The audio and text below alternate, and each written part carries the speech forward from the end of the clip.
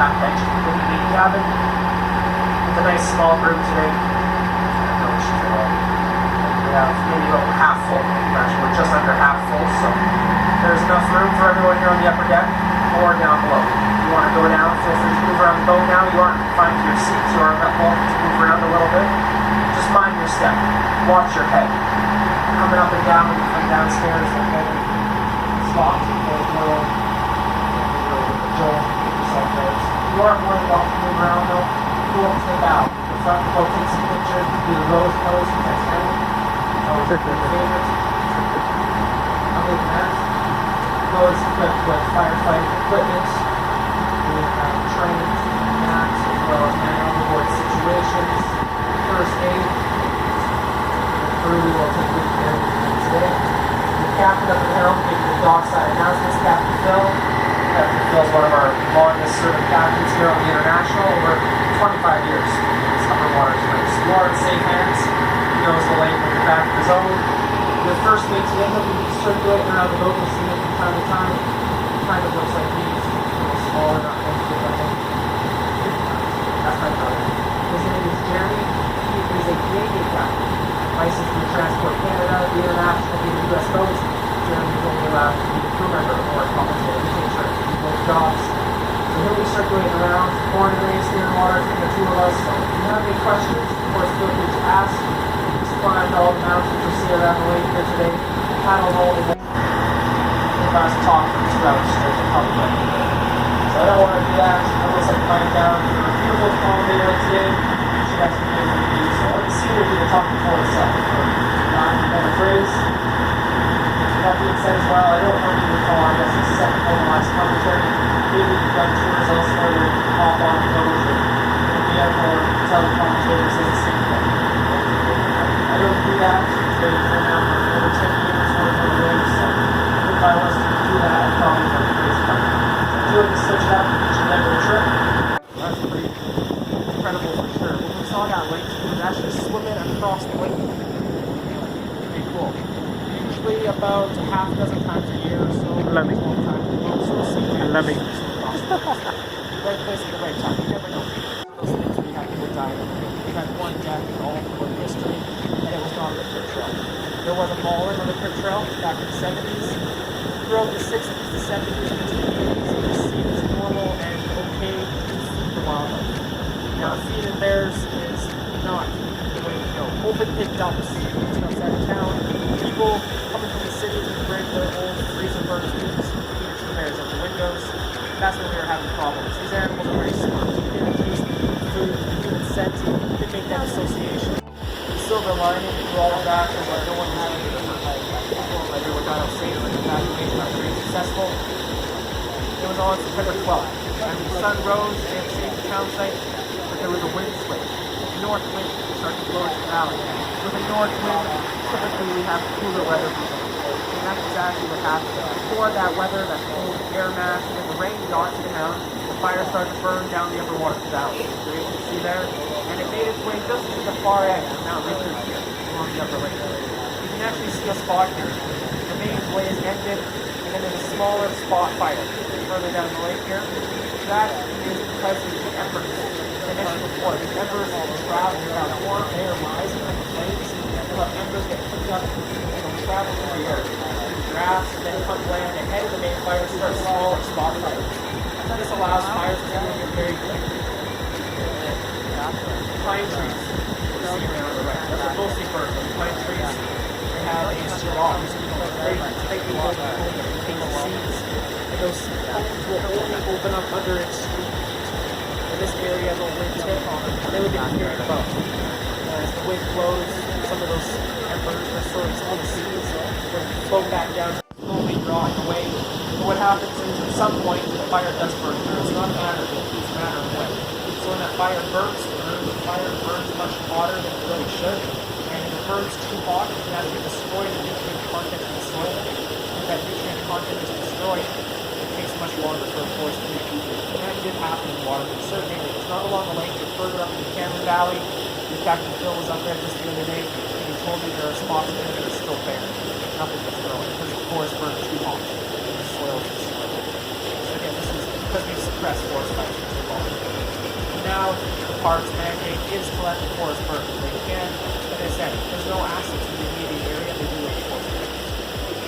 Moving forward, that's hopefully straightforward there. We're slowing down now.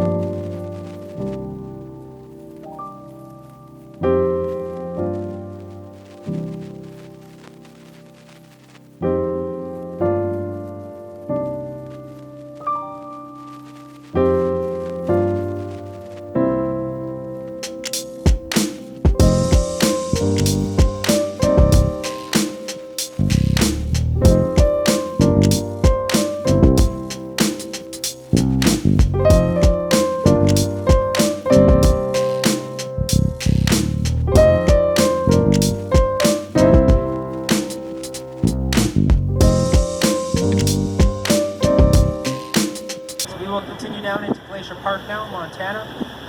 4 miles of the lake on the Canadian side, 3 on the US side. Just over halfway now down the lake. Glacier National Park, Montana. One of my favorite spots to come spend my days off. Sometimes get multiple days off and go out for 2 or 3 days in a row. Backcountry, the whole time I'm out there, I don't see another person. That's part of it. In Montana, actually, there's just over 1 million people that live in the state of Montana. There's more people in Calgary, Alberta, than all of Montana. But you can also flip that around. There's more people in the state of California than all of Canada. Sinabi sa akin nung umalis ako dito. Pumunta daw ako sa magandang lugar. Any other questions out there right now? Konti lang. Good question about what happens here in the winter, and does the lake freeze over in the winter? Marami pang tao sa California. It's like it's freezing around Christmas or shortly Canada. Wintertime, much different right now, of course. We'll talk about what happens here through the seasons. Let's start off with what's going on right now. July and August, that's our busiest tourism months. If anyone's been up to Banff or Jasper, you probably think that's pretty funny, right? Compared to those places, we are quite quiet, so don't tell anyone. We don't want anyone to find out about that. It's already busy enough. We don't have the crowds that we love Banff or Jasper. That's our busiest months though. July and August here. Our shoulder seasons, May and June, which is a great time to come as well. And then September and October. I often tell people if they want to avoid the crowds, come in September. Beautiful time of year, the change in the colors. But to be honest, the last couple of weeks of August right now, it really doesn't seem that busy around. We back towards town. So he actually skated into the wind all the way down the lake. He told us it took him 4 hours to skate from town to Goat Hunt. When he got down there, he said he sat down, had his lunch. And then on the way back, he simply opened up his jacket above his head and got back to town in about 45 minutes. Pretty impressive for sure. Using the wind. It can definitely be a winter wonderland for sure. Not always though. 1 out of every 10 days. Beautiful, nice and calm. The other days, not so much. Question, winter, Waterton. This year has been very mild. June rained the whole month, essentially. July was pretty mild. August hasn't been anything crazy. I think we've had 2 or 3 days above 30 Celsius, so it's been quite cold. Not a great summer in terms of temperature, so the water hasn't warmed up that much. This lake is known as an anti-drowning lake. You will not drown here, you'll freeze to death first. That's how cold the water is. So wakeboarding, water skiing, people do bring their own boats out here. There's a little bit of that. This time of year, you won't see it nearly as much now. It's starting to cool back down. Fishing, there are fish in the lake. 24 different species of fish, all told. We actually have every different type of trout besides the golden trout. Well, let me check this out. Depending on how dehydrated you want to get. This is another beautiful spot. A couple different mountains I'll point out now. On our right-hand side across from us is Mount Campbell. Along Mount Campbell, you'll see those subalpine meadows. Those meadows are very good areas to scan for elk and bears. Moving through there. And then you have to shield your eyes. But here on the left, this ridge that we're starting to cruise along is Goat Haunt Ridge. The whole area down here known as Goat Haunt, not because it's haunted by goats or anything like that. Haunt is an old English term that means haven or hangout. And this is often where we see those mountain goats. Up above the tree line, the last third of the mountain there. There's rocky, craggy regions. I always tell people, if you want to look for mountain goats up there, binoculars